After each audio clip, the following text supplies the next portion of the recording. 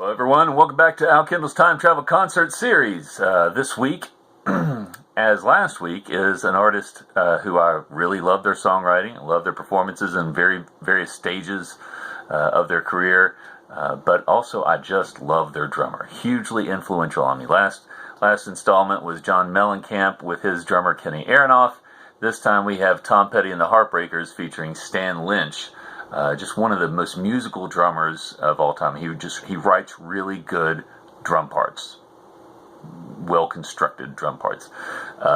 Just love it. Anyway, and loved Petty's songwriting and personality and the whole band. I mean, probably one of the greatest rock and roll bands of all time. I think just music, as far as these musicians go, and how many of them have stuck together for so long, you just don't see that in other bands.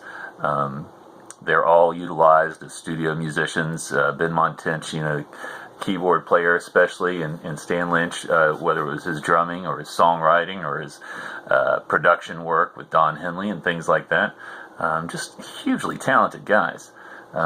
Michael Campbell, the guitarist, who's so good, he refuses to take a solo until the song's already fading out. But it's always beautifully well done. Anyway, so what year do I want to see Tom Petty? I'm going to choose 1983. My favorite album probably is Hard Promises, a couple years earlier. Love, Woman in Love, The Waiting. Every song on that album is great. I love every song on Hard Promises. So that would have been a great tour to see. However, in 1983, when Long After Dark came out, that's another one of my certainly top 5 favorite Petty albums, maybe top 3. Just had some great songs like Change of Heart. I mean, that's maybe my favorite Tom Petty song. So it'd be great to include that. So again, like with the Mellencamp thing, I liked the album right before, so they're still playing those songs live. Same thing with Petty. Still doing a lot of the Hard Promises tunes on this tour. And I just think that this is the point in the career where Tom had perfected the Heartbreakers sound.